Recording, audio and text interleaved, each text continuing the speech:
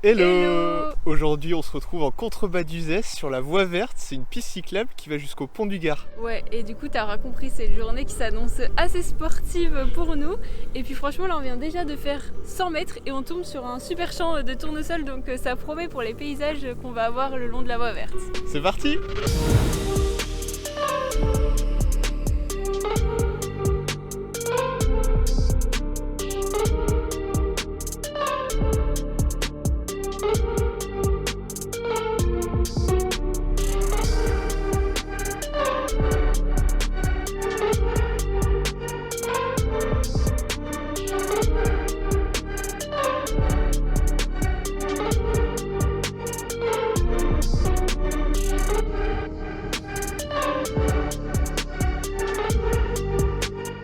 On est déjà arrivé presque au pont du Gard. Franchement, Uzès pont du Gard via la voie verte à vélo, ça se fait en deux coups de pédale. Hein. Surtout avec un vélo électrique. Hein. Ouais, c'est vrai que ça aide bien. Donc pourquoi venir au pont du Gard à vélo ou à pied? Bah tout simplement parce que c'est gratuit, si tu viens en voiture ça va être payant. Et aussi parce que c'est plus joli, on arrive à travers la garrigue, à travers des champs d'oliviers, donc ça vaut vraiment le coup. Ouais, d'ailleurs on avait déjà fait le pont du Gard à pied. On a fait un article sur notre blog depuis Saint-Bonnet-du-Gard, voilà, donc si ça t'intéresse, on mettra une petite fiche là ou là. Et puis on te parlera un petit peu plus de la voie verte à notre prochain stop. Allez, à tout de suite.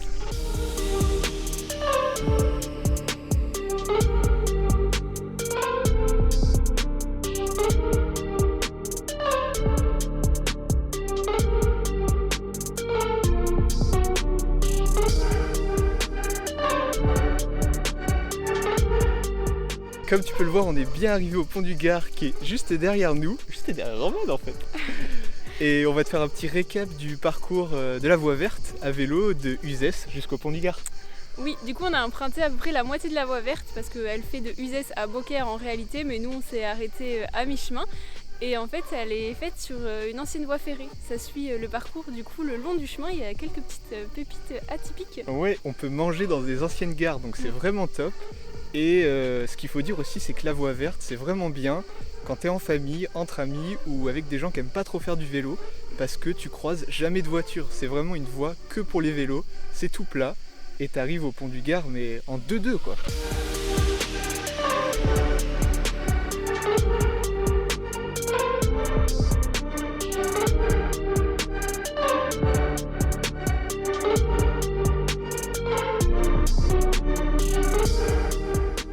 Bon, on s'est dit que ça serait quand même bien de te raconter l'histoire de ce pont, ou plutôt de cet aqueduc.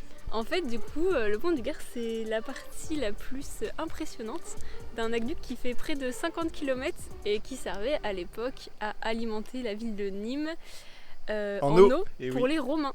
Ça part d'Uzès et ça va jusqu'à Nîmes, ça fait une 50aine de kilomètres, et donc le pont du Gard, c'est la partie qu'on voit le plus. Le reste, après ce qui était... La forêt a repris son droit en fait sur le reste, où on voit quelques ruines un peu le long de la voie verte ou à travers la garrigue. Mais vraiment la partie la plus impressionnante se trouve juste derrière nous et c'est le pont du Gard. Ça fait quelques chiffres clés comme ça balancés. Alors je vais voir si j'ai bien révisé mon histoire. Du coup il a été construit il y a à peu près 2000 ans. Donc voilà, à l'époque romaine. Et il fait 49 mètres de haut.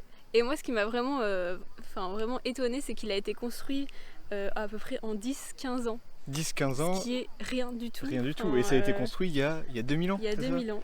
Ouais, c'est exceptionnel ce qu'ont réalisé les Romains. Voilà. Donc franchement, c'est à faire. Le pont du Gard, c'est à voir. Et si tu peux le faire en vélo, c'est vraiment top en fait. Ça vaut le coup de le faire en vélo.